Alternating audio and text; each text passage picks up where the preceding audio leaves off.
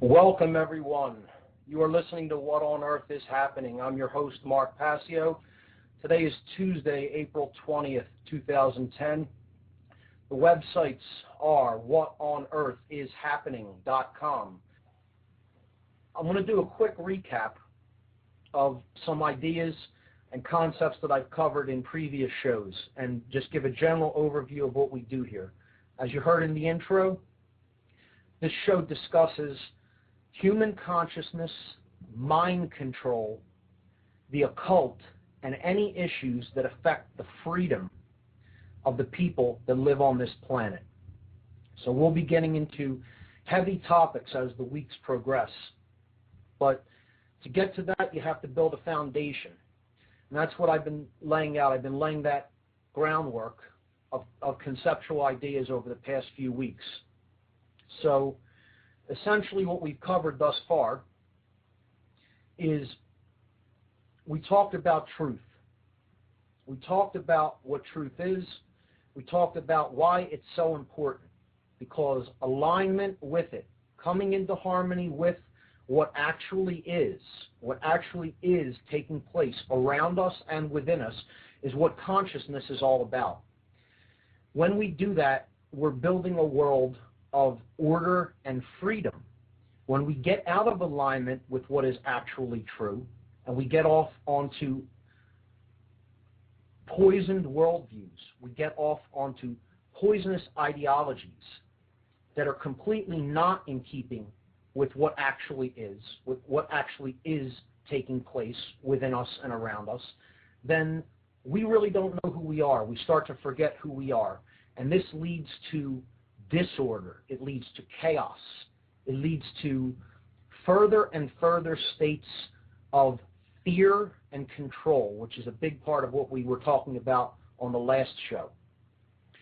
In general, we've discussed the aspects of human consciousness, how we manifest our consciousness in the world through our thoughts, our emotions, and our actions. We discussed the human brain. We got into the physiology of the brain, the three components of the human brain, and how they're so critical to understand, because understanding how the brain works helps us to understand why behaviors that we witness are being manifest in the world. We talked about how the brain becomes imbalanced toward one brain hemisphere or another, leading to certain states of consciousness. And that I'm going to really get into that a lot tonight when we start to talk about worldview, which is the topic for this evening. See, what we basically discussed on previous shows, and I'll continue to emphasize this, is the ability to tell truth from falsehood is the underlying causal factor to everything we see play out around us. The philosopher Soren Kierkegaard said that humanity is only fooled in two ways. That's it, only two ways. We believe that which is not true, and we refuse to accept that which is true. That's it. That's the only two ways people are fooled. I would extend this to say the only two reasons that humanity experiences suffering are just that. We accept that which is not true, and we refuse to accept that which is. So, in keeping with that, we started looking into an ideology that I referred to as the biggest lie. Because when you start to discuss truth, inevitably the notion comes up, can truth be known? Is it possible to know what the truth actually is? And there's a philosophy out there. I refer to it as the biggest lie. This is the philosophy of the underlying philosophy, I should say, of every totalitarian regime and every tyrannical regime that has ever existed on this world. And this philosophy, this underlying ideology, is known as solipsism. Solipsism, I'm going to spell it, S-O-L-I-P-S-I-S-M. Solipsism is the belief, it is the ideology that there is no such thing as truth, that only our perceptions exist, that there is no such thing as objective truth or objective reality. Only our perceptions exist. That's what we base all of our experience upon, because that's all that's real. Perception is reality. That's the simple sentence that all that we call solipsism, the whole ideology, can be boiled down to. Perception is reality. And what this show is basically gearing to do, what is the underlying focus of this show, is to just completely put as many bullet holes in that ideology as possible, because it's utter nonsense. And there's not really anything that I can do except talk about, what's playing out in the world, the events that are playing out in the world, discuss the underlying causal factors for those events playing out. But I cannot get anybody to accept that. It's impossible to make anyone accept the notion that there is such a thing as truth. That's the first and only belief required. You need to believe that there is such a thing as truth to aspire to move your spirit towards. That's what the spiritual journey is, folks. That's what it's about. It's about the belief that there is such a thing as truth. It can be discovered, and you can discover it. Solipsism tells people that there is no truth, so don't bother trying to find it. Don't become a seeker. Stay complacent. Accept. Just trust whatever perceptions you happen to have at the moment. Right. Don't try to go any further than that. Just accept. That's what solipsism is. And every dictator, every tyrant, every king, every bully, every totalitarian regime that has ever existed, that has been the underlying philosophy that they have tried to get their subjects, their slaves, to accept. If you don't believe me, just look throughout history. Study history, and you will see this underlying ideological thread throughout everywhere where misery has developed and followed it. Okay? So that's all I'll say on solipsism, but we'll get into it as we discuss worldview. Now, last show, we talked about the emotional polarities, and they were love and fear. These are the two essential emotional qualities that we can ever really experience. Everything else that we experience within us is an outgrowth of one of these two seemingly polar dynamics, love and fear. Love is the basis for everything that we refer to as good, everything we refer to as uplifting, everything that we say moves us forward in our journey of evolution, everything that creates order in our lives is based in the underlying emotional polarity that we call love, the good feeling. Okay? And what this really is, when you get down deep into it and examine it further, you understand that what love really is the force that expands consciousness, the force that helps consciousness to move to ever greater vistas, to make it flower, to make it take in a wider view. The opposite polarity, which we identified as fear, is the force which tries to shut down human consciousness. It is the force which is the compression force. It isn't the expansionary force. It's the force which basically contracts consciousness inward and tries to stifle it and strangle it and keep people's eyes and minds and hearts closed to opening up and looking at what really is, what is really there, discovering the truth. That's what fear is. Fear can only ever lead to chaos. It can only ever lead to everything we experience as bad, as stifling our evolutionary growth, as evil. What we call evil is rooted in this basic emotional dynamic.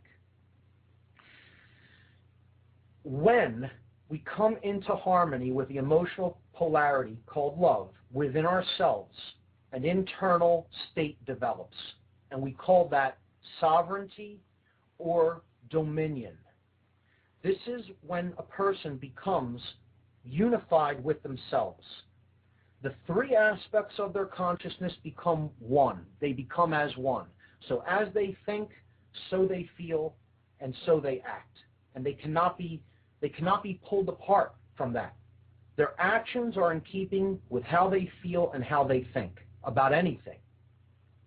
This is a person in internal harmony, in self-love, in balance with themselves. Okay?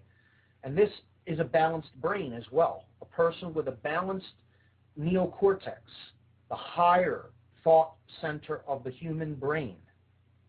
The left hemisphere and the right hemisphere operate in cohesiveness, in coherence. Okay? That is what we refer to as sovereignty or dominion within. The rulership of the kingdom of self. When fear strikes the heart of mankind, the exact opposite happens. There is no internal sovereignty. There is no internal dominion. The person experiences states of internal confusion, disruption, and disharmony, disunity. They don't understand what's taking place within them, and therefore they really can't understand what's taking place around them, because one is a reflection of the other. So we call this state confusion. It could also be referred to as imbalance. Okay, so some would refer to it as self-loathing. You're not in self-harmony or self-love. Okay, you're in a state of internal confusion and internal chaos, because what's really taking place inside of you is fear. Once you're in fear, you're in confusion, and you could easily be led and controlled. When the dynamic energy of love is expressed outwardly into the world, a state results in the external world, the screen, so to speak, on which the movie of our lives plays out. Okay, the external world. And this state, when the internal dynamic energy of love is expressed outwardly and it flowers in the world, this state is called freedom. Freedom, that's what freedom is. Okay? And that's why we're so far away from that state in the modern world. That's why it seems to be slipping away from us. Because most of us are making the free will decision to choose fear over that vibrant, dynamic energy called love, which is the expansion of consciousness. More people than not are choosing to look the other way, ignore what's going on, or even partake in it for their own comfort. Okay? They're choosing fear. They're choosing confusion. They're choosing the dynamic of chaos. See, this is essentially what this is. What the explanation of these forces is the understanding of natural law principles. This is how the external reality that we experience is created, through choosing one of these forces or the other. In every decision that we make, when we act, our behaviors are governed by the choice that we make regarding one of these two dynamics, love or fear. The end. That's it. If you want to say that's preachy, you're trying to tell me how it really works, say whatever you like. Because that's all that's really happening here. That's what we're doing. That's how we create our reality, by choosing one of these two forces. And it's critical to understand this. This is why the events that are playing out in the world seem so chaotic, because we don't understand this as a people. We've been led astray. We've never been taught the dynamics of natural law principles. We don't know how they work.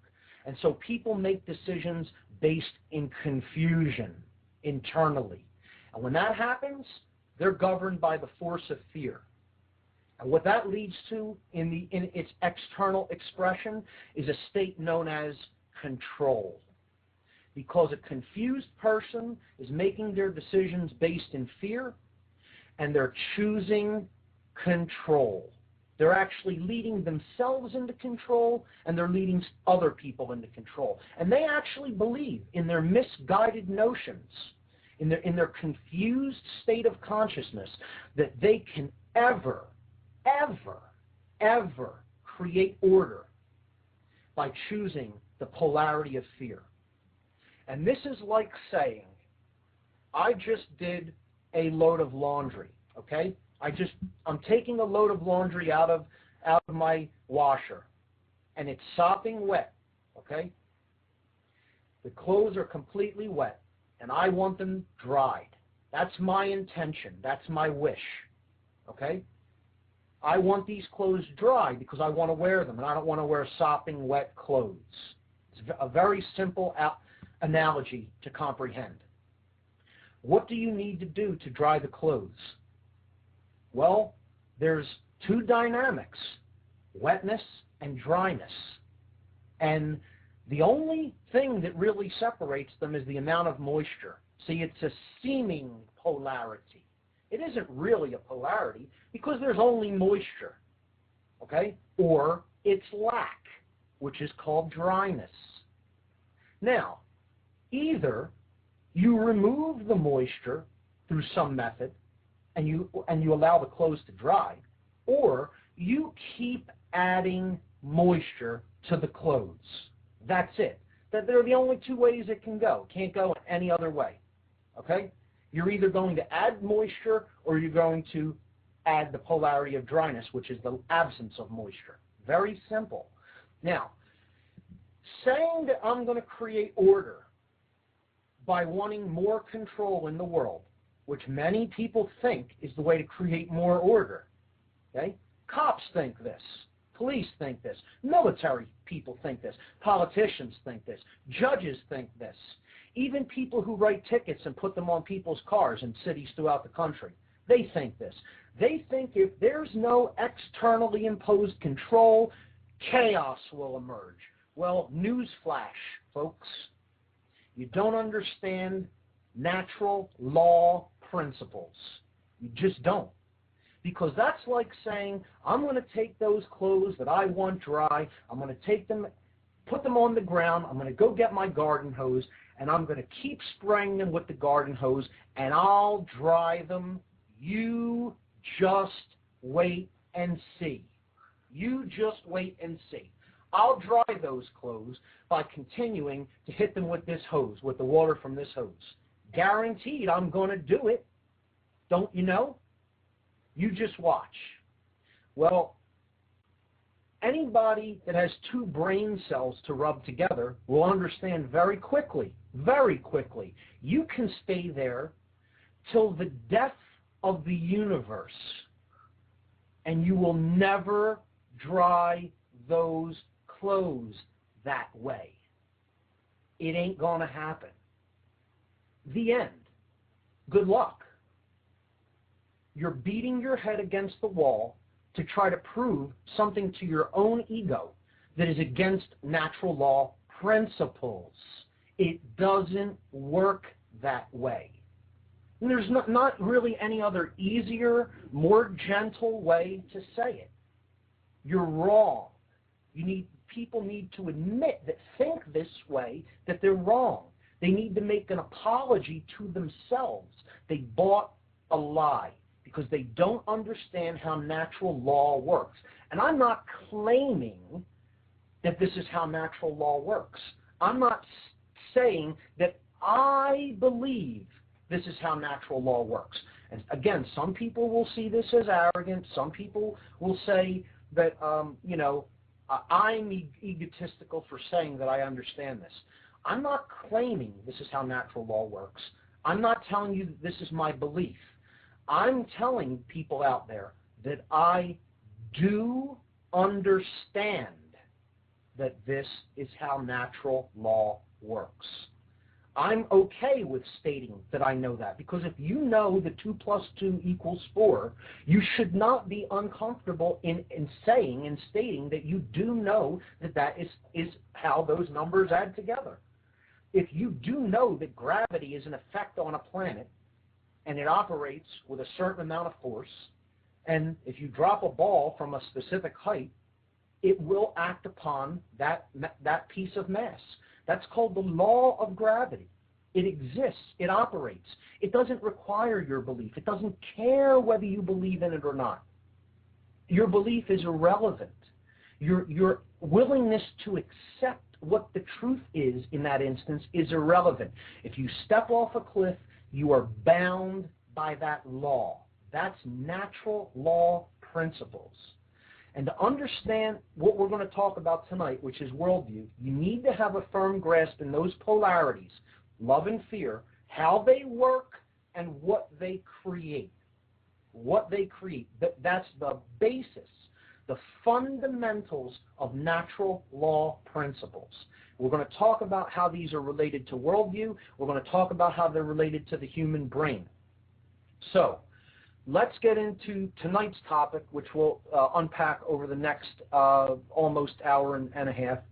Another thing I want to mention before I even start to get into the topic tonight, which is worldview and the worldview schism.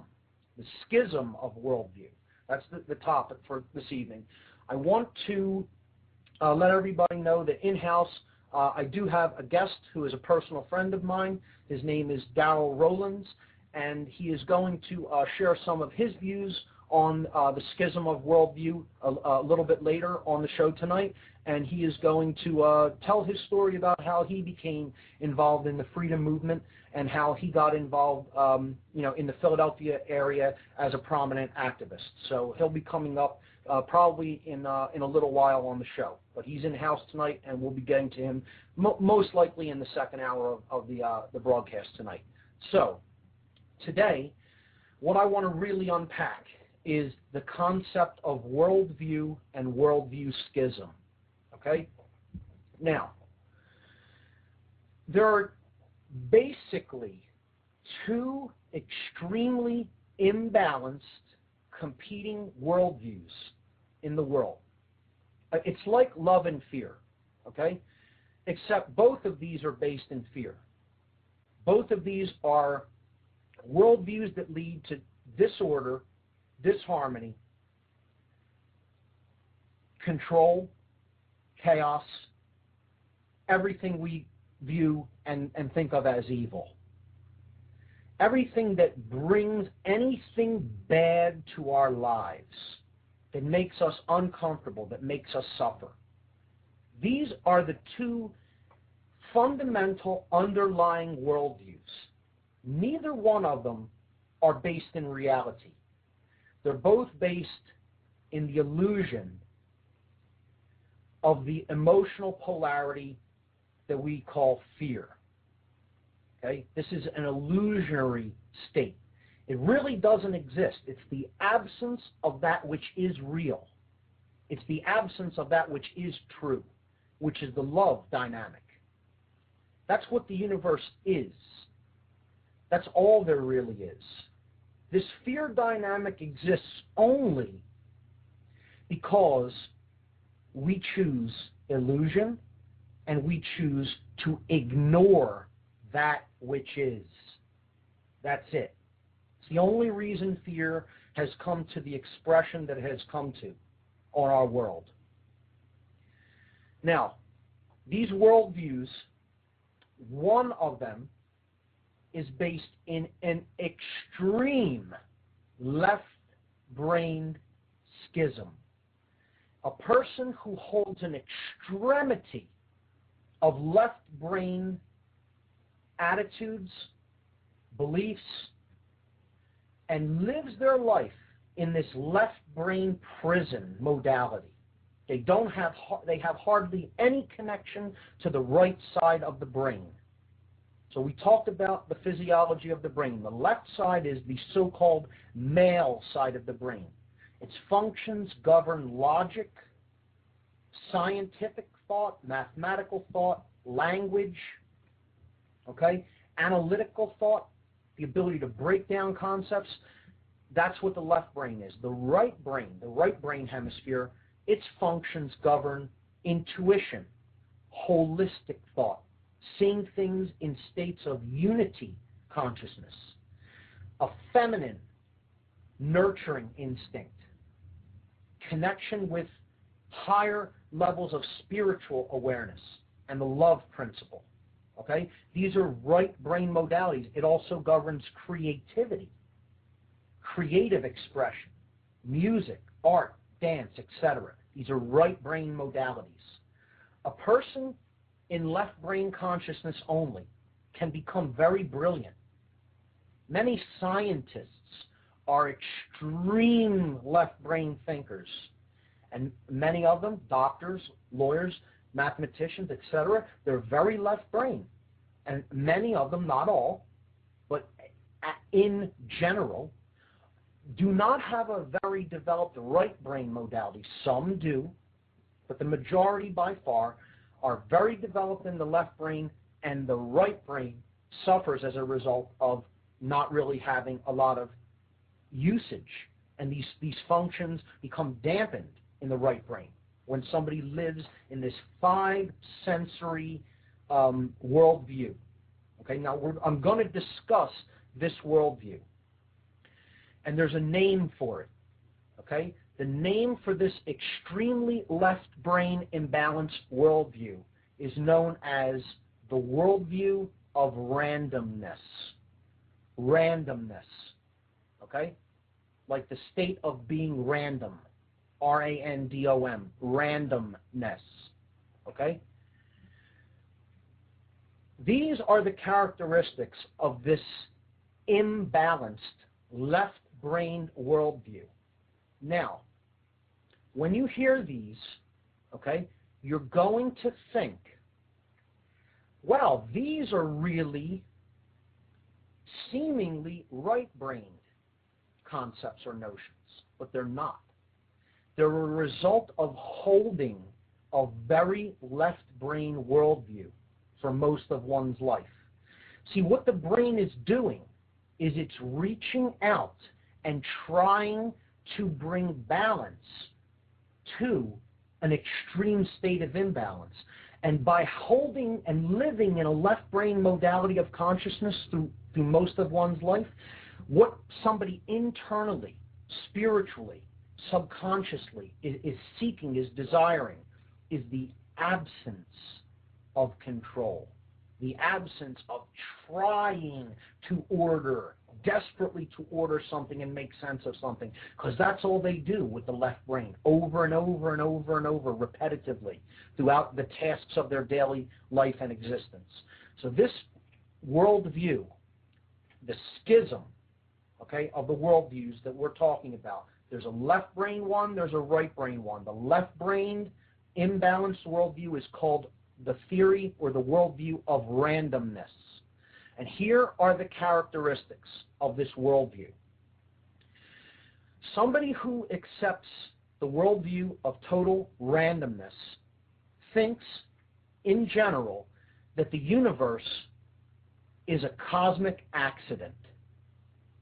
The universe is a cosmic accident.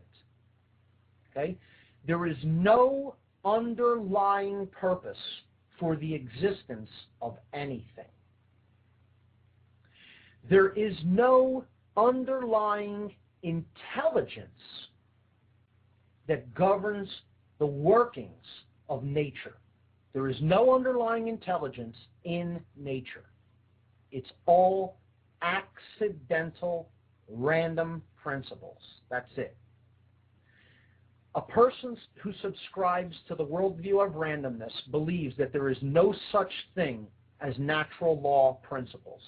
Everything that I talked about in previous weeks, everything that I talked about leading up to the discussion of worldview, about how the polarities of love and fear work to create what we experience, they believe that does not exist to them. Everything is purely random chance happenings. We're not really directing what we create through what we choose.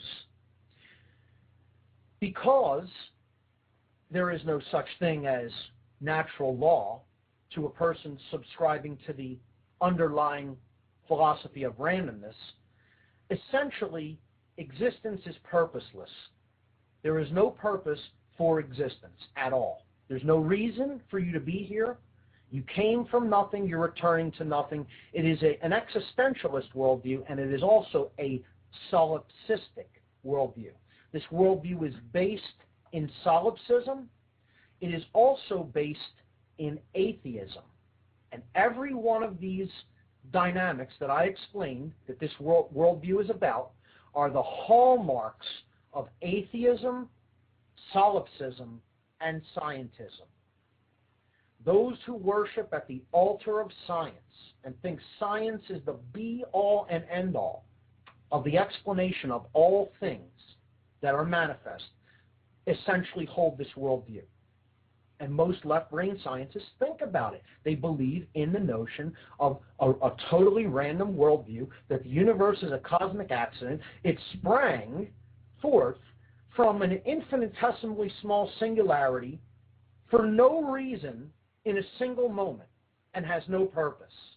Now, if you believe that, I have some land out in the swamps of West Virginia and in New Orleans, and I have a bridge over Brooklyn that I'd like to sell you for a really great price because you would believe anything if you believe that notion. If somebody can say, just give me this one, and then I'll explain everything after that, just give me that one, what wouldn't you believe? And this is the underlying ideology in cosmology. The so-called Big Bang Theory. The universe springs from an infinitesimal singularity for no reason, okay? And just accept that, and then I'll explain everything that happened after that. That's what modern cosmology, at least the dominant form of modern cosmology, would sell us. Well, this is an extremely left-brained, imbalanced worldview. And again, it's based in, and its hallmarks are the idea that there is no underlying intelligence in nature. Nature has no plan. It is not governed by any natural law. There is no intelligence that orders it, okay? And this leads to and is an outgrowth of the ideology of atheism. They feed back on themselves. This worldview and atheism are intricately interwoven. 99.9% of the time, they lead to a dual left-brain imbalance called solipsism. Okay, which one form of this left-brain imbalance is solipsism. Nothing can be known. The other form of this left brain imbalance is scientism. We can explain it all. Okay? There is nothing outside of five-sensory reality that we cannot explain because that's all that exists. Five-sensory reality, we'll study what we can perceive with the five senses and that which we can extend with our instruments that we call technology, that are extensions of those five senses, and we could explain it all. And it's all random, it's all accidental. The universe is a huge, dead machine. A huge, dead machine. That's what the ideology of randomness would have people believe. And I'll tell you something. There are many people in the freedom movement that ascribe to this worldview. I've been at meetings, and this is what people, even in the freedom movement, they say, yeah, I understand the encroachments on my freedom. I understand that we're, under attack with our personal and civil liberties. I get all of that. And I still think there's no such thing as any underlying intelligence in nature. The universe is a dead machine. We are nothing but dead biological computers, essentially, at an atomic molecular level. And that's it. Now, again, this is extreme left brain imbalance. And people buy this notion because of the old form of science, this Newtonian science. And it's a twisted form of Newtonian science because not even Isaac Newton thought like that. Okay, but it's a twisted form of this Newtonian scientific worldview that is so out of date that is not even really at the cutting edge of modern science anymore. But this is what people have bought because that's what's been in their textbooks in the Soviet educational system that we're all indoctrinated into, essentially. Okay? That's where they bought this left brain notion. It's reinforced through the media. It's reinforced through what I call old science. It isn't cutting-edge science. This is an old and henceforth, in the modern age, a disproven form of science. Scientists at the cutting edge of scientific thought today have actually disproven this notion with repeated scientific observation and testing under controlled conditions.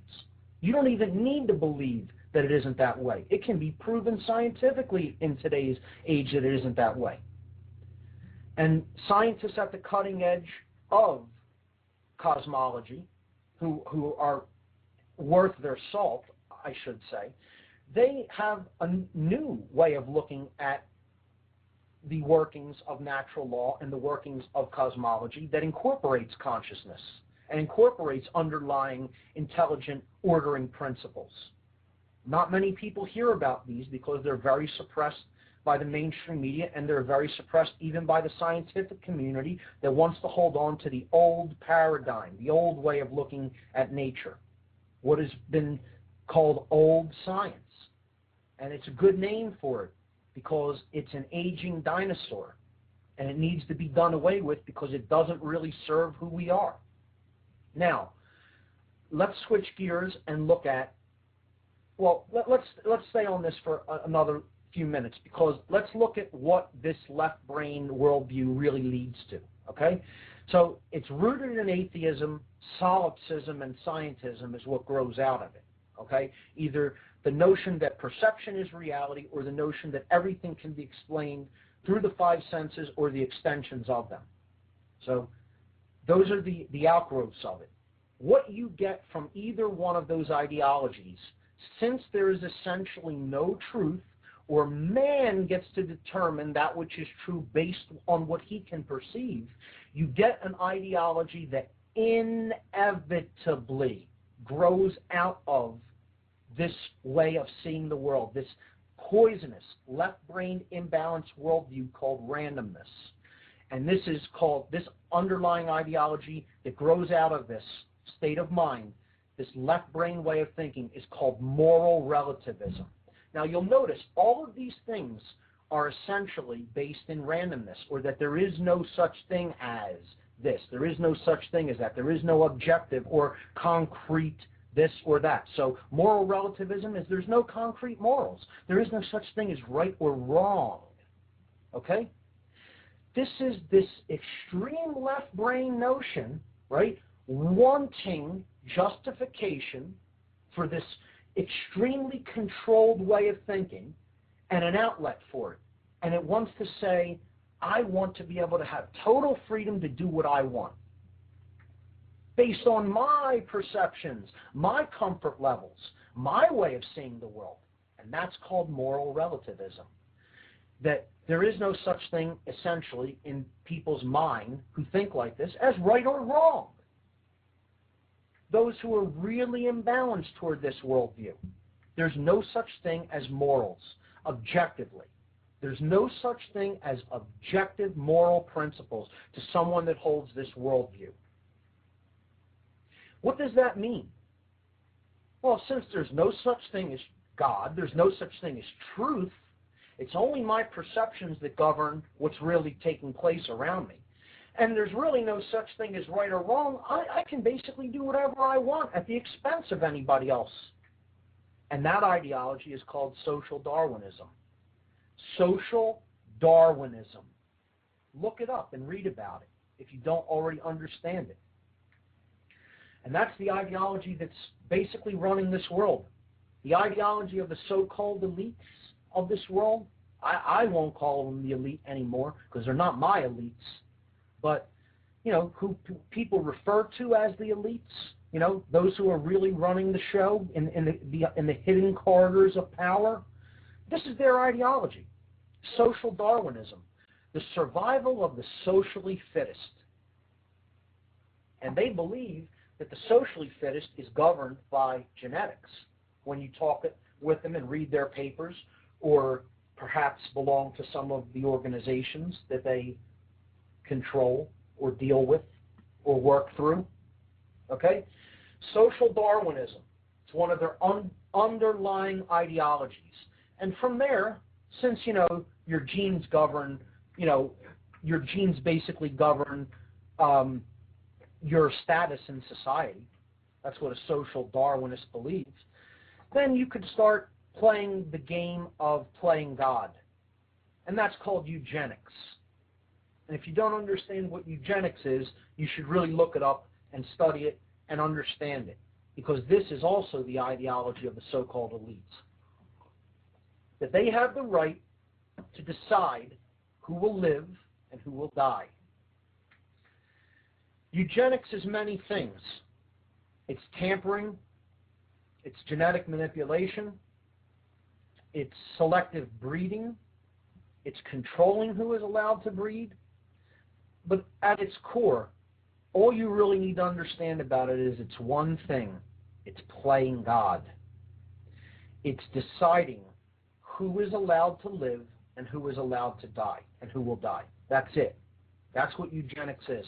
And this is the outgrowth of this extremely poisonous left-brained worldview that is based in identification with matter, identification with the five senses, and basically taking the ideology that there is no purpose for existence and natural law does not exist. This is the overarching worldview known as randomness. The randomness worldview. The right-brained partner of the extreme left brain imbalance worldview known as randomness. The name for this right brain worldview schism is called determinism. Now think about it. Just from the words alone, you would think, well, total determinism would be considered left brain, but it is not. This is the right brain version. You would think randomness, that's looseness and no cohesiveness, that's a right brain modality, right? Not structuring something, but it is not. That is the left brain worldview. This is because these worldviews are derived and held because the person is in such a state of imbalance toward one brain hemisphere or another that this is what their underlying ideologies, their underlying philosophical makeup, they want to make up for this deep imbalance in the brain by holding the exact other principles. So the left brain imbalance worldviews seemingly all ascribe to ideologies that are right brain, like existence is purposeless. There's no underlying thing, there's no such thing as underlying natural law that governs the workings of our reality. You would think that those are right brain, and essentially they are, but they are resultant of the left brain being dominant most of one's life. What I think I'm going to do over the next week is post some slides from lectures that I have given in the past with some layouts of these worldviews and of the concepts that I've been discussing on the show. Maybe I'll even go back to former podcasts and just post some individual slides that you can refer to that deal with the topics that I talked about on that podcast. I think a visual aid and showing you kind of what I'm going by as a general outline of what I talk about on this program will help you to really grasp more deeply some of these concepts. I know just hearing it in words sometimes can be difficult. You really have to sit down, pay attention, and visualize what I'm talking about. But if you have a visual image, it can help a lot to really solidify in somebody's mind how this really works out and what it really is all about. So I think I'll start doing that this week. But this right-brained imbalanced worldview principle, okay, the schism of worldview, is known as determinism. And here are the underlying core philosophical beliefs that go along with determinism. A determinist thinks that God, whatever they may view that as, controls every event in creation. There is nothing that happens that is not preordained. All occurrences are preordained by the Creator. The creation is essentially a clockwork machine that does the bidding of this all-powerful Creator. As such, there is no such thing as free will to a determinist, imbalanced worldview believer. Okay? No such thing as free will. Free will does not essentially exist. People are making all the decisions that they're making because God has ordained it. Okay? God controls every event in creation. Because free will does not exist, see, this is the exact opposite of the randomness theory. People who ascribe to randomness think natural law doesn't exist. There's nothing that governs, no underlying governance of the workings of the principles of creation, the principles of the universe. No such thing as natural law to a person who believes in randomness. To a person who is a determinist, it's the exact opposite. There's no such thing as as free will. Natural law governs everything in creation. God's law governs it all. There is no choice. There is no free will. Humans don't have a will of their own. God's making it all happen like a big, huge clock that he controls. Okay? Total control. Okay? A modicum of control is what somebody in the right brain worldview doesn't have. They're governed by their emotions. They're ruled by their emotions. This is a total emotional brain thinker. All right brain, no left brain. It's all about supplication. It's all about bowing down to higher authority. See, the randomness worldview creates people who think they're God. They're masters. They subscribe to social Darwinism, moral relativism, eugenics, totalitarianism, when this worldview reaches its apex of imbalance. A determinist doesn't believe free will exists. So there is no such thing as changing anything. You can never take the reins of reality and change them in any direction. God's doing it all. Don't bother trying to change a damn thing because change is impossible. All of your actions are essentially meaningless because you can't change a thing. Why do anything? Why wake up and eat in the morning? You know, why speak a word to any other living being? A deterministic mindset that says all events are preordained, things are coming whether we want them to or not. Don't bother trying to change a thing because nobody really has free will. God's making it all happen and you're just a puppet going along with his will. Okay? Change is impossible. Action is meaningless. That's what a determinist thinks. And I'll tell you, there's a lot of people who think like that. You go down to your local church or you go down to your local whatever religious organization it may be. You'll find a lot of deterministic worldview people. Guaranteed. Okay? This is the hallmarks that this ideology, this worldview, a schism toward the right brain, the hallmark of this is religious fundamentalism and religious extremism. So you'll notice, I'm talking about one worldview that's totally left brain and totally atheistic. No such thing as morals, no such thing as natural law. And the other worldview that is totally deterministic is all about religious extremism. And you know what I'll say about both of these worldviews? Both of them are complete bunk.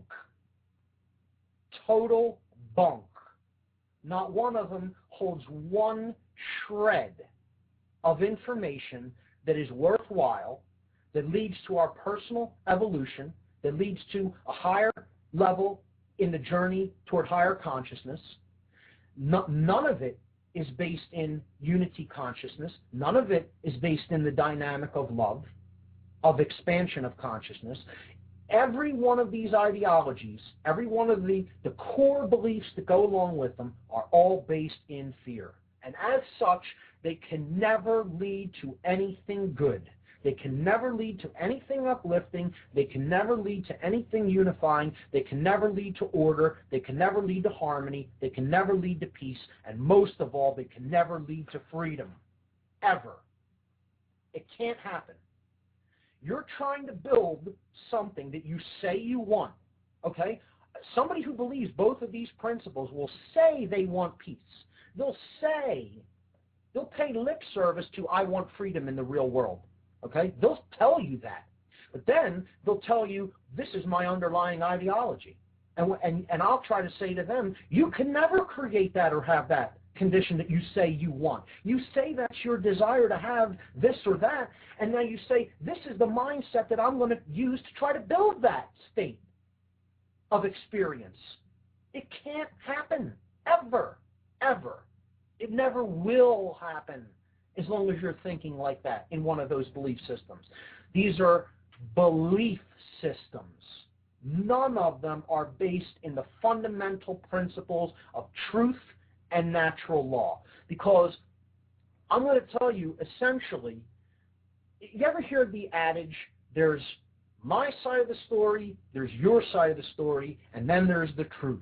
Well, the truth is never in one of these two extreme ideologies that are based in fear, randomness or determinism. The truth never lies in a left-brained schism or a right-brained schism. The truth isn't schism. It's unity. It's in the middle. The truth is the middle pillar. It doesn't lean all the way to the left or all the way to the right. It's balance. It's harmony. It is peace. It is that which is. Okay? And that which is actually a combination of two of the underlying principles within these worldview schisms that each one rejects wholeheartedly. Okay? The randomness adherents, right? The people who subscribe to the notion of randomness think that natural law does not exist. There is actually no underlying intelligence that governs the way what we choose, okay, the emotional polarities that we choose and how we base our behaviors creates reality. They don't believe those principles exist. There is no such thing as natural law. They don't believe in the law of karma, the law of attraction, the law of cause and effect, right? The golden law, okay? That's it. They don't believe in that, the golden rule, that basically the universe behaves like a mirror and reflects back to you that which you bring to the table through your consciousness, through your thoughts, through your emotions, through your actions. That doesn't exist to a person that subscribes to randomness. But a person who subscribes to determinism doesn't think the opposite dynamic exists. Free will doesn't exist. Everything is controlled. You're to lay down. Religion teaches this. Almost every religion teaches this. It's the ideology of unworthiness, of self-loathing, of an order follower. You have to supplant yourself, make yourself supplicant to a higher authority. A higher authority. Well, I would suggest in human form, there is no such thing.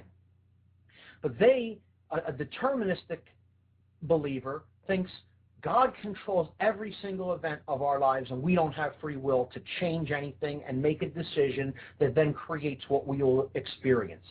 And I'm here to tell you that the truth is that what really is occurring in the world is a combination of these two rejected principles of both of these totally imbalanced ideologies.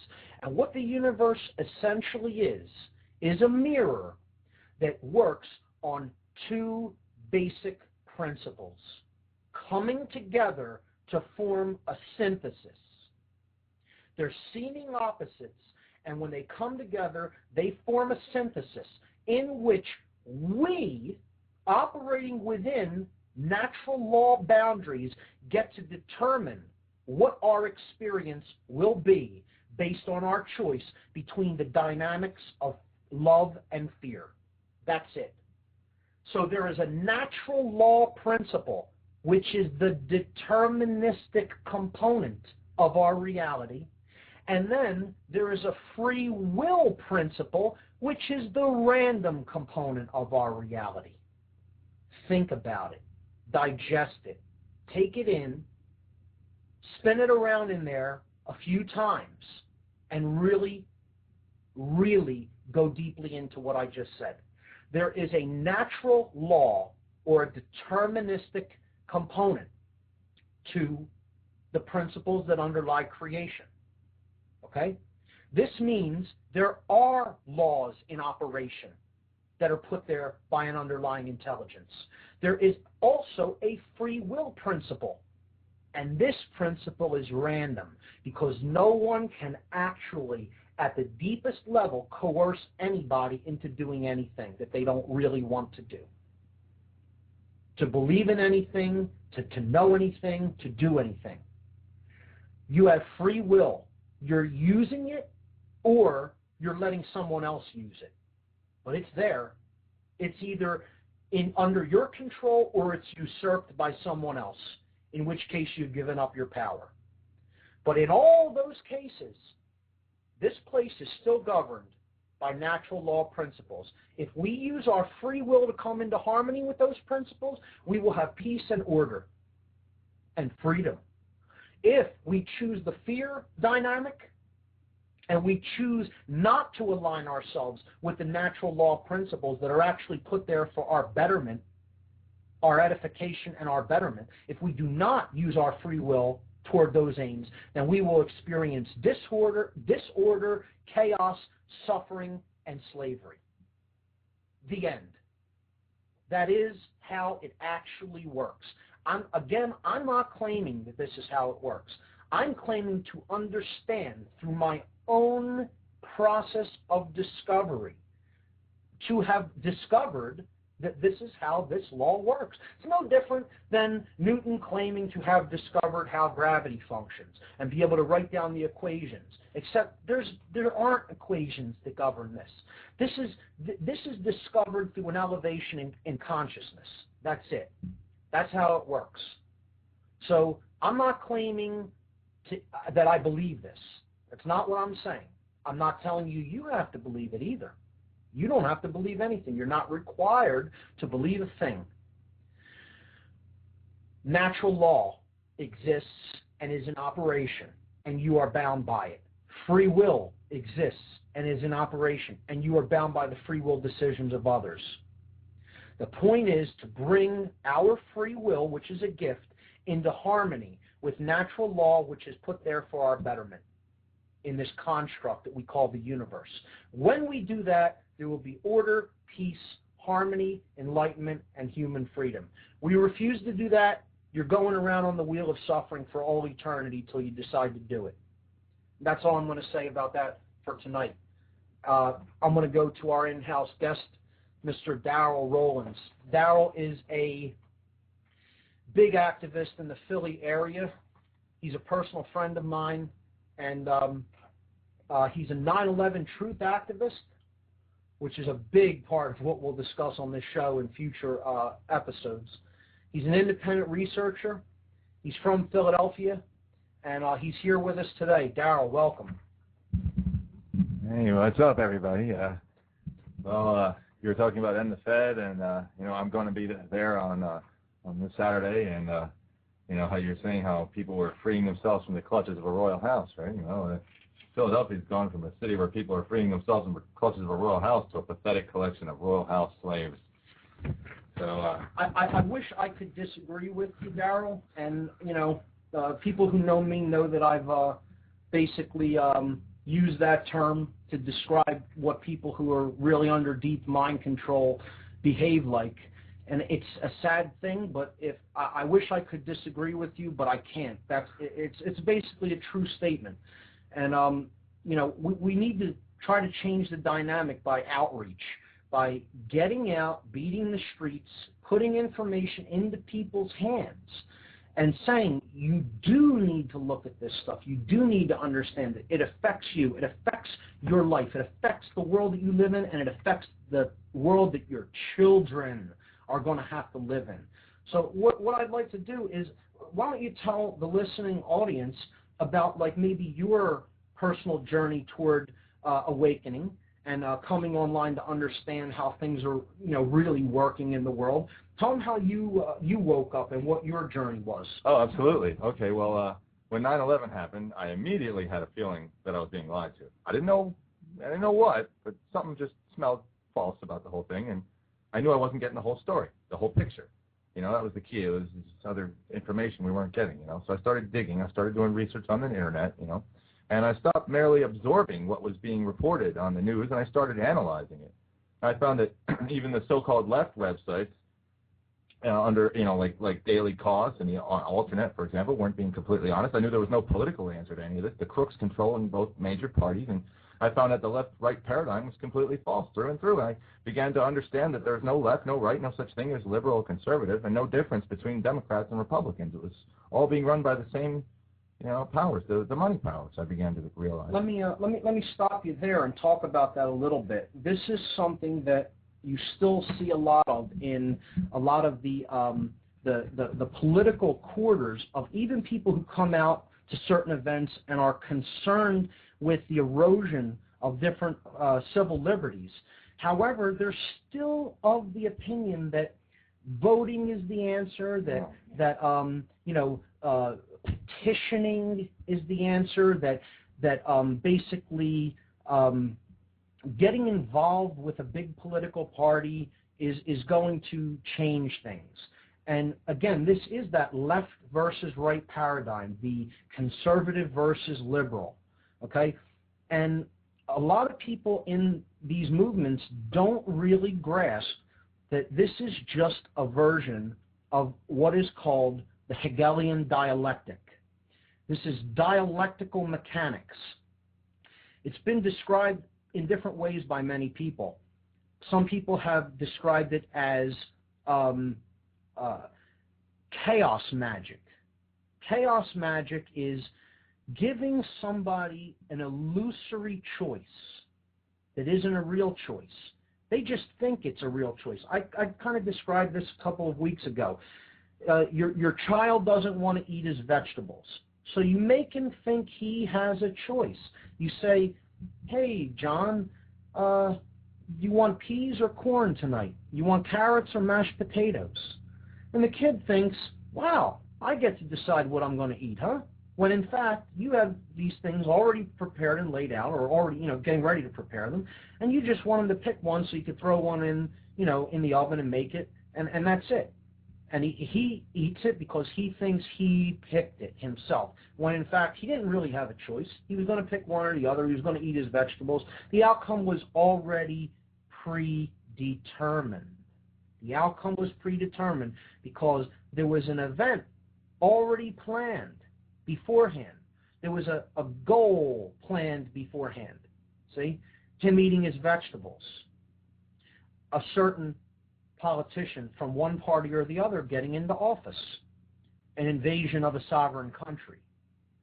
Then an event takes place that brings up confusion within, and somebody is basically pressured into making a false choice that can't really be what they had in mind originally, but it's what you had in mind originally. This is called dialectical mechanics, the presentation of a false choice. You extend both hands to somebody that you want to hit, and you say, pick a hand. And they pick the left one, and they get slapped. If they pick the right one, they were going to get slapped just the same. So 9/11 was actually an example of a dialectical mechanics event. And absolutely. You have a problem, terrorism, so that people cry out for, and react to it. And so then the New World Order proposes a solution which was pre-planned all along, and so now we've lost all our liberties. So 9/11 is the event that really woke you up. Absolutely. I began to find that some of the more interesting stories that had damning information contradicting the government's official story of 9/11 was disappearing off the net. So I began to print everything that looked interesting on a daily basis. You have a massive print archive of information. You should see the stacks of paper at my house I've been collecting since 2002 on 9/11 and other false flags like Oklahoma City and 7/7 and even the recent underwear bomber. I mean, how in the world are you going to go along with body scanners because a guy had a firecracker, a dud in his pants? This is the sort of impetus for this sort of control. Oh, and meanwhile we find that hey, we got big corporations behind the big push for body scanning. They want to take you and strip you down and treat you like a slave. We tell them how to treat them. Let's look at this as an example. You want to get to a point where you have total compliance with people based on their fear. If they're not in fear and they don't view it as something that they need to be afraid of, as something that's capable of harming them, they're not going to give you more control over their daily lives and daily existence. They would say, hey, what do you need to do this for? What do you need to scan me for? What do you need to print me for? What do you need to search me for? They're not going to go along with that unless you can make them think that they need to go along with it for their own safety. So that's how dialectical mechanics works. And you're a big fan of print information. I'd like to say I think that that's a good thing to do, because if anything should happen to, for example, the internet, like Jay Rockefeller planning to take down the internet eventually, it's a good idea to have hard backups of information and not trust that they will just always be out there on the cloud. I tell people that all the time. Back up your data, back up your information, have good backups. Even print backups for text articles is a great idea. I know Daryl's... Remember, folks, a sheet of 8 and 11 paper is not going to suddenly change to 404 not found, okay? Right. It's going to preserve whatever you printed there. So remember, I like that. So here, how I started waking up, I started collecting information. I started sorting all these papers into categories like police state, foreknowledge of 9/11, massive foreknowledge of 9/11, Israeli spies, Pentagon anomalies, World Trade Center implosion evidence, Big Brother control grid, Zionism, Oklahoma City to compare it to, CIA drug running, this is also going on, Illuminati bloodlines, you find out really, these people are in charge of all the mainstream media you watch. The heads of all these companies are all, working together. Daryl, you just brought up a plethora of topics there, and eventually we'll be going into just about every one of those on. This is just scraping the surface. Sure. Just scraping the surface. Again, folks, what we're doing here on the earlier podcasts is we're building a tapestry. We are laying foundational groundwork, okay, for topics that we're going to build upon later that require this prerequisite knowledge. Because if we don't have prerequisite knowledge about how the human mind works, how the human psyche works, how our physiology works, we're not going to be in a place of intellectual and emotional maturity to understand the events that are actually playing out in the world. It's critical to understand who we are and how we work, because I'll tell you something. The people who are really controlling the dynamics of the world right now, they know how these things work. They know how the human mind works. They know how the human psyche works. They know how our behaviors are motivated. But the difference between them and us is that they think that people that haven't used their minds to think independently are just, willing slaves, and they feel that they should take advantage of us. Right. If we do not think for ourselves. Instead of helping us to achieve consciousness, they want to further drive us away and use us as slaves. Right. And this goes down to the dynamic of when you learn or acquire something that you recognize is somewhat unique and that not a lot of other people have access to. When that happens in your life, most people will make one of two decisions. They will realize that they have an incredible find on their hands. They will realize they have something unique. They will realize they have something that is capable of being turned into something of great value or power. Okay? And they'll do one of two things. The first one is they will say, wow, look at what I know. Look at what I've discovered. Look at what I have, right? I can hold this over other people's heads as a great advantage over them, okay? And I can use this to control them. I can use this to manipulate them. Just Google Albert Pike. He did all this.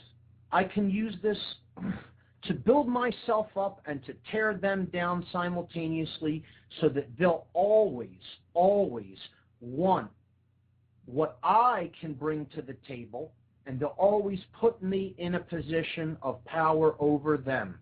And as such, I can make them do whatever I want for me, so that my life is easier at their expense. And this is the underlying ideology of what in later weeks I will be getting into and talking about as a sorcerer. What that basic worldview is what I term, and many other researchers term, sorcery. Sorcery, yes, like a sorcerer in a movie, in a Hollywood movie, but it's not quite the same thing as that, okay? So that is what one choice of a person who comes into higher level knowledge chooses. The next thing that they choose is, the other choice is somebody who comes into this same higher level knowledge says, wow, look at what I know. Look at what I understand. Look at what I can do, right? And they say to themselves, not everybody understands this, you know? There's so few people that have access to this and benefit from what I've learned and what I'm benefiting from.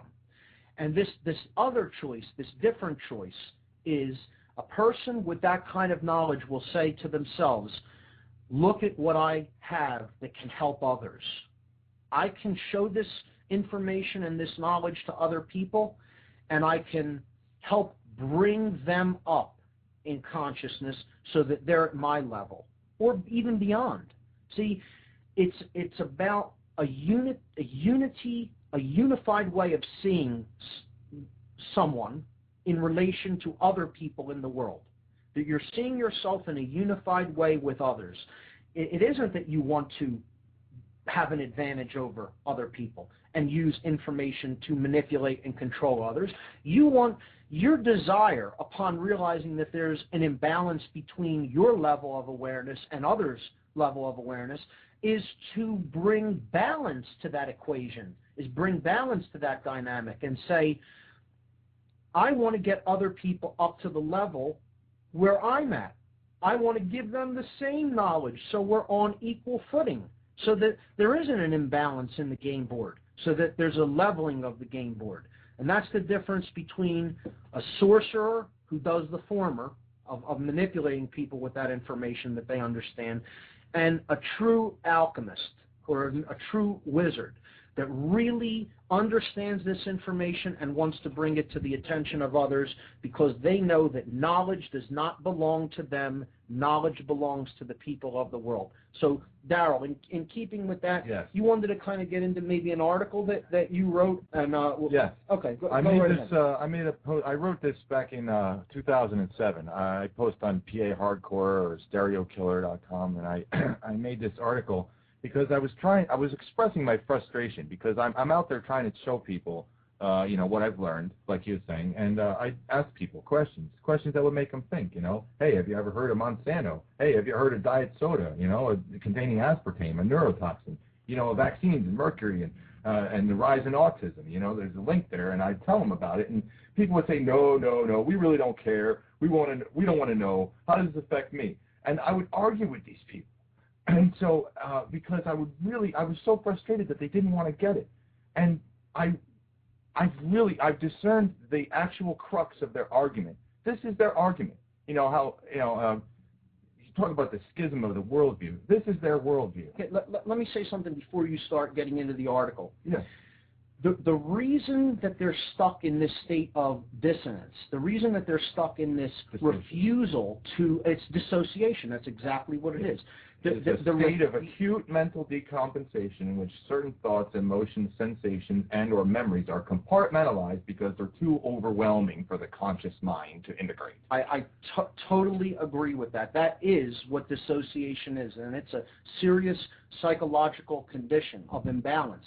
And I'd just like to say, to keep this in alignment with the topic tonight, worldview, is that this state of mental dissociation that you're about to read an article on has to do with the attachment to a fundamentally imbalanced worldview. That's what we need to keep in mind about what states of mental dissociation and states of cognitive dissonance.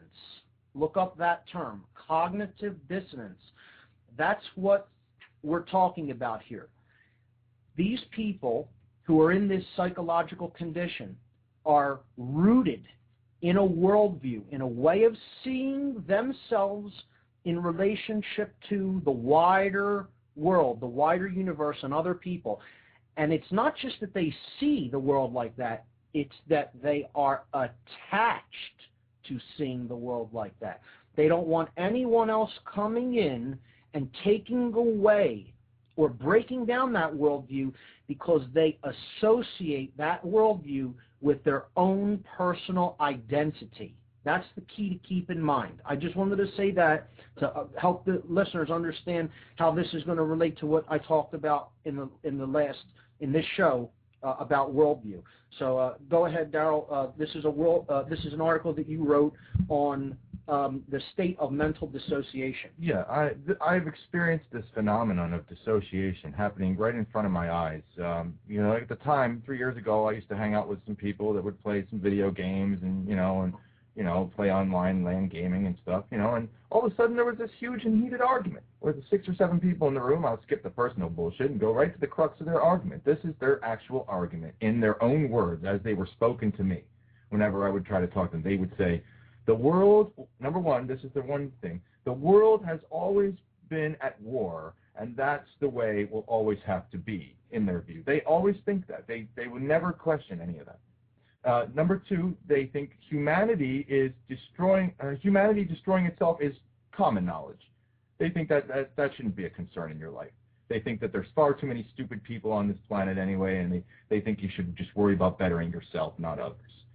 They think that concern for world events and arrogance are one and the same, unless, of course, you hold public office or are employed in an occupation of political nature. Okay, wait, I want to stop you there. Okay, say that one again slowly, because that's a really, I mean, that's. They actually think you're arrogant for having concern about world events that are, beyond your daily routine. They actually think you're being arrogant by actually thinking about things beyond yourself. Okay, so that is an arrogant way of seeing yourself in relation to the world, that if you see a world problem that you want to take concern and issue with to try to bring balance to, you're telling me that the people you spoke to... They don't think you have the credentials to speak out against those things. Right, that only an expert can learn about that. You can't do it through your desire to seek knowledge and truth in the world, and then actually come to a higher level of consciousness on your own, and then get involved with your wider community, your wider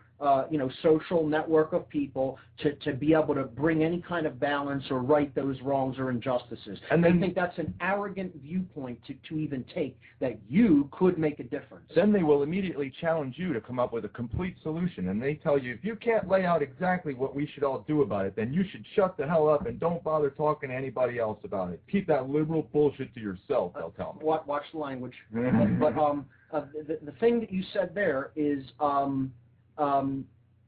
that they think that, hold on. Yeah, number 3. Okay, so they're saying if you can't lay out a total solution, you can't bring every single thing that we should do. So what does this imply? This implies that someone needs to tell them what to do. To be an expert in their lives. But it says a lot about their underlying worldview. Yes. And it seems like this is actually a deterministic principle as well, because they think that all the answers have to be laid out, that nothing can organically flow and take its own course, that you have to have everything laid out predetermined, okay, and that, they need to be led. So someone actually brought this up in a meeting that Truth, Freedom, Prosperity held, okay, and said, well, what we need to do is become like the elites that are guiding the sheep. They call them the sheeple, okay, that we need to guide them in our ways, because all they are followers. And how I answered that, and I want the listening audience to really hear what I'm about to say, okay? I said in response to that comment that we need to just lead other people. I don't want to be a leader. I don't want followers. I don't want to be a puppet master and have other people on my strings. That's not how I want to live my life. I want to live my life in harmony with natural law principles, go higher up in consciousness and understanding, and essentially be left alone so long as I don't harm anybody else. That's what I want. And I want other people to live in those basic ways, that they're not harming anybody else, and that they're basically operating in ways that they are in the right to operate without stepping on other people's natural freedoms, God-given freedoms, okay, in boundaries with natural law principles and understanding. That's it. That has absolutely nothing to do with wanting to control anybody else, and it certainly has nothing to do with wanting to lead people. I don't want to have to lead anybody. I'm not your leader. Okay? I'm not your guru. I don't want to be a guru, and I'm not. Okay? Do not look outside of yourself for the leader. You got to think for yourself. You have to take in information from as many sources as possible, make up your own mind about it with an open mind, and lead yourself. Your life is your own. What you do with it is up to you. But what really irked me about their worldview, right? It's not just that they have a worldview that really is, anti-thinking for yourself, but also they're like, they're really aggressive against anyone who does, and they want to put anybody who does down. Well, that's their conditioning and their attachment to their current way of seeing the world, which if you follow this through to its conclusion, can't really benefit them or anyone else around them, because it's based in wanting to be led, as that last point brought up. So go ahead, continue Sure. on to some of their other... The other thing, they kept going. They kept saying to me if you're analyzing specific news stories, that's a waste of time, and that's needlessly complicating your life, Daryl.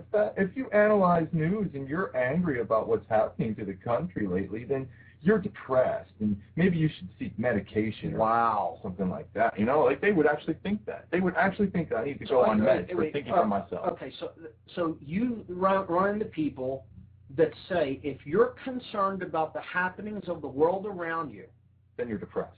That you need to basically be put on medication. If you look at news, you look at what's taking place on Earth, and you try to take an active role in it, that means, by definition, to these people, that you're a depressed person and you should be on something like psychotropic drugs.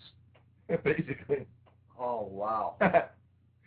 They think that those who discuss the current political situation are the ones to blame for the disunity in America, not the actual people telling the lies and committing the torture and, and ushering in a police state. No, they think that actually people that talk about it are causing the unity in America. This is a powerful dynamic to really understand, and as we're going forward in what's taking place in the world, people really need to be on watch for this, because the media is going to get behind that dynamic that you just brought up there, and they're going to play up on that to try to take the focus away from the people who are really creating these negative crises in the world, such as the financial crisis, 9/11, and other acts that have been committed, okay?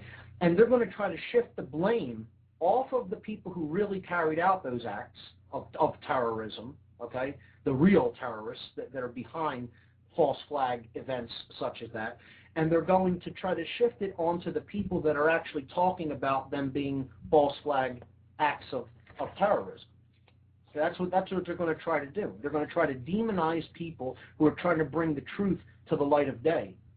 So it's something that the alternative media community really needs to watch and get the truth out about once things like that start to happen through the mainstream media, which, according to what I see happening, invariably will start to occur. And the one thing about 9/11, I want to touch on. I would ask these people, do you know it's physically impossible for a steel frame skyscraper to fall at free fall speed straight down into the path of most resistance without the use of high-powered explosives to destroy all the load-bearing supports simultaneously? Do you know the government's official story of 9/11 violates Newton's conservation of momentum law? Right? And these people would say, oh, that's just too pinky in the brain for me. Well, they think that, that's just too pinky in the brain. They don't think that anybody is organized enough to pull that off. My major when I was in college was mechanical engineering. I studied mechanical engineering at the University of Pennsylvania. And I proved that basic physics principle to myself with an engineering, Physics 101 textbook with 3 simple laws of Newtonian motion and one quadratic, the formula to solve a quadratic equation. Yeah. That's all that's needed to solve for that, to show that the events that we saw play out and the explanations that were given by them, I should say, are against the laws of physics. I read about it early on in my research. When I first began my research, I did this thing where there was a website that did a free fall calculator for people who were jumping out of planes, and they would calculate free fall speed. Well, you can actually use those calculations to time the World Trade Center collapses and actually see that it is in free fall. It's coming down, straight down at the speed of gravity, as if you had just dropped the ball from the top of the building to the ground. Well, the media and the cognitive dissonance that is brought about by connection with media and attachment to mainstream media is extremely strong, because people who will refuse to see basic fundamental laws in nature seemingly violated, right? They won't understand that they can't, these laws can't be violated according to the laws of nature, but the official explanations that are given by the media do seemingly violate the laws of nature. So they're holding 2 things in their minds that are in total contradiction simultaneously. Which is Orwell's definition of doublethink. That's doublethink, and it's the psychological condition known as cognitive dissonance. Cognitive dissonance. We'll be talking a lot about that on upcoming shows, and we'll be getting into the events about 9/11 on future shows as well. Awesome. And my specialty in what I discuss regarding the events of 9/11, due to my background in the occult, is occult symbolism in relation to the 9/11 event, and that is really what we'll start to get into on future shows. That won't be for a while. I'll probably, hopefully, be having some people on who are members of different 9/11 Truth organizations, like people from AE 9/11 Truth and others. But we'll be doing that in future weeks. So let's go to a few other points in this article on dissonance and dissociation. Yeah, they also believe that all human beings worldwide have lost all credibility and integrity. So it is therefore pointless to strive for either one. Sarcasm, cynicism, and closed-mindedness are perfectly acceptable substitutes in their opinion. Okay, so integrity is meaningless to someone in this state of dissociation, and why are you bothering to try to create wholeness or integrity or any kind of proper moral behavior? So they would say that sarcasm is far better. And a cynical worldview is far better, because this again goes toward a deterministic way of seeing the world. That, events are already set in motion. We don't really have any impact. We can't really change anything.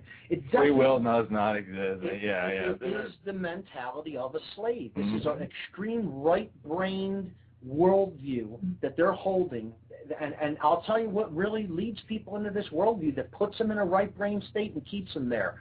It's that hypnotist in your living room called the television, folks. That's what it is. They fenestrate your television. Okay, and then the other thing they told me was that people that go into the military do so willingly, and so they shouldn't worry about being lied to. They think it's not their job to know the truth, is what they told me. Their job is to love their country and follow orders, unquote. Wow.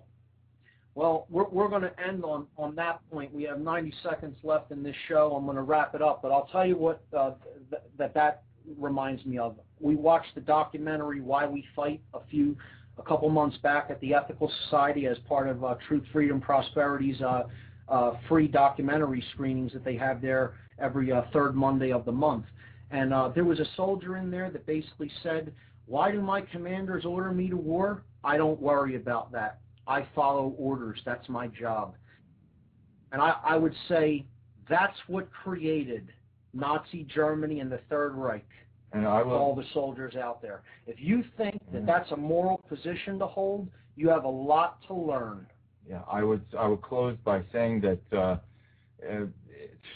this is their argument in their own words. These guys are people I knew for a lot of years, but it's getting harder and harder to maintain any sort of friendship with people like this because, people that watch a lot of TV and they're not reading the internet news, they're not concerned about what's going on. So the level of apathy these people reach to justify their way of thinking is just surreal, and it's really frightening.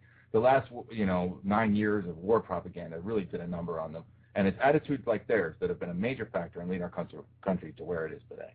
Well, thank you, Darrell, for being on the show. Those are some really powerful insights. I really appreciate you coming on with us. This has been What on Earth is Happening, folks. WhatOnEarthIsHappening.com, RevolutionBroadcasting.com. We'll see you next week.